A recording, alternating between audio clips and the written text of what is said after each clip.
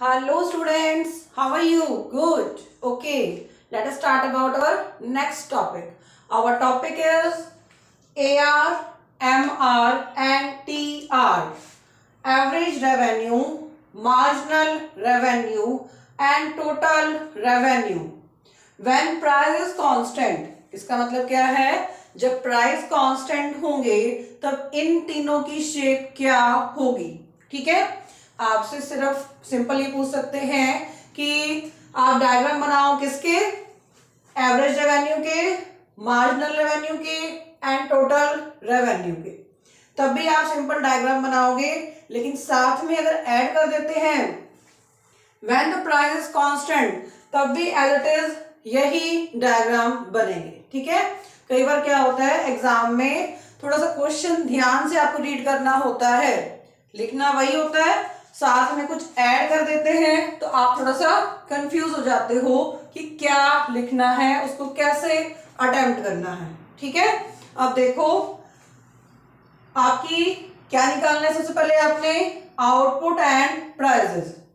आप एक आइसक्रीम अगर देते हो तो उसके प्राइसेस क्या है? 10 रुपीज। ठीक है, तो आपको टोटल रेवेन्यू आपको कितनी आय मिलेगी? 10 रुपीज। ठीक है, इसका मतलब अगर एक आइसक्रीम आपने सेल की, प्राइसेस कितने हैं? 10 रुपीज, तो टोटल रेवेन्यू इज 10 रुपीज। ठीक है, अब सेकंड आइसक्रीम आपने सेल की, प्राइसेस कितने हैं एक आइसक्रीम के? 10 रुपीज, तो टोटल रेवेन्यू क्या होगी? 20 रुपीज। ठीक है, ऐसे क्या हो जाएगी? आपकी आउटपुट इंक्रीज होती जाएगी, प्राइसेस क्या है आपके? सेम है। टोटल रेवेन्यू कैसे निकालते हो? आउटपुट को प्राइसेस से मल्टीप्लाई कर देते हो, क्या निकल जाता है? Total revenue. ठीक है, अब आपको चाहिए एवरेज रेवेन्यू। ठीक है, ये एवरेज रेवेन्यू क्या होती है? जो प्राइजेस होते हैं वही क्या होती है? Average revenue. आप यहां से लिख सकते हो प्राइजेस इक्वल है एवरेज रेवेन्यू, या अलग से बना सकते हो यहाँ पे कि एवरेज रेवेन्यू इक्वल है 10 10 10। हमेशा क्या रहेगी? सेम रहेगी। प्राइजेस क्या है आपके? सेम है। क्लियर? आप देखो मार्जिनल रेवेन्यू वो क्या होती है? आप अगली आइसक्रीम बेचकर कितना अर्न करते हो, वो क्या होती है? Marginal revenue. कई बार क्या होती है आपकी अगली आइसक्रीम सस्ती बिकती है और कई बार आपकी अगली आइसक्रीम कॉस्टली भी बिकती है। यहां हम देखते हैं कि क्या है। आपने जब फर्स्ट आइसक्रीम ली तो प्राइसेस कितने हैं? 10 रुपीज। इसका मतलब फर्स्ट की मार्जिनल रेवेन्यू क्या होगी? 10। ठीक है, कैसे निकालनी है आपको बताती हूं मैं। जब आपने सेकंड आइसक्रीम को बेचा तो क्या हुआ? कितने की बिकी वो?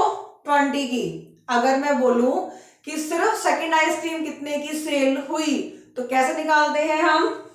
टोटल में से 20 में से पिछले रेट को माइनस कर दोगे तो क्या निकल जाएगा? सेकंड आइसक्रीम के प्राइसेस निकल जाएंगे। हमने क्या किया? 20 में से 10 को माइनस कर दिया, तो ये 10 क्या निकल गए?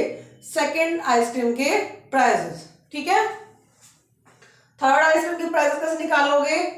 तीनों आइसक्रीम के प्राइसेस 30 रुपीज हैं। मैं बोलूं कि सिर्फ तीसरी आइसक्रीम के प्राइसेस क्या हैं, तो कैसे निकालोगे? 30 में से 20 को माइनस कर दोगे। कैसे निकालते हैं ये? इसमें से इसको माइनस, अगली में से इसको माइनस करते जाओगे तो क्या निकल जाती है आपकी? मार्जिनल रेवेन्यू निकल जाती है। क्लियर? अब हम बनाएंगे डायग्राम टोटल रेवेन्यू का and average revenue and marginal revenue.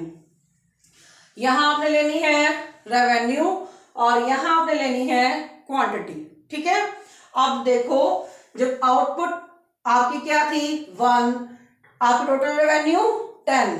इसका मतलब आपकी आउटपुट 1, टोटल रेवेन्यू यहां पर, ये आपने क्या करना है?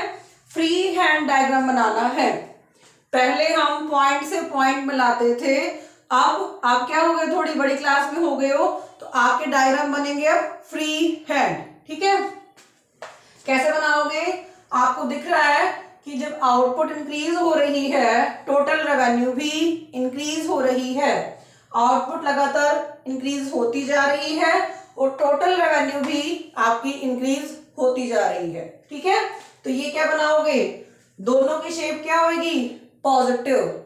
इसका मतलब आपका total revenue curve and marginal revenue curve क्या निकलेगा, पॉजिटिव शेप में। ये दोनों क्या हो जाएंगे, रेवेन्यू इंक्रीज हो रही है, आउटपुट इंक्रीज हो रही है, रेवेन्यू इंक्रीज हो रही है, आपकी आउटपुट भी इंक्रीज हो रही है। अगर आप इन पॉइंटों को मिलाते हो तो ये क्या बन जाता है आपका, टोटल रेवेन्यू। क्लियर? आप निकालोगे आप marginal revenue and average revenue. ये बिल्कुल सिंपल डायग्राम है। आप देखो, यहां पे लेनी है रेवेन्यू और यहां पे लेनी है क्वांटिटी।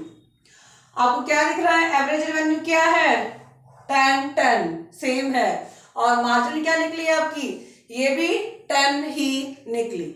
इसका मतलब क्या करोगे, आपकी क्वांटिटी चाहे 1 है, ये क्या है 10, आपकी आउटपुट चाहे 2 है, ये कितनी है 10, ये क्या रही है आपकी कांस्टेंट। ठीक है, हमने क्या कहा, when the price is constant, आपके जब प्राइसेस कांस्टेंट रहेंगे तब average revenue and marginal revenue भी कांस्टेंट रहेगी। ये कैसे बनेगी, बिल्कुल स्ट्रेट लाइन में। ठीक है, आपकी average revenue and marginal revenue हमेशा स्ट्रेट लाइन में बनेगी। कब, जब प्राइसेस क्या होंगे, कांस्टेंट होंगे, उसमें कोई भी चेंज अगर नहीं हो रहा है तो आप बना सकते हो ये लाइन बिल्कुल स्ट्रेट। ठीक है, आई होप आपको टॉपिक क्लियर हो गया होगा। Okay student, have a nice day.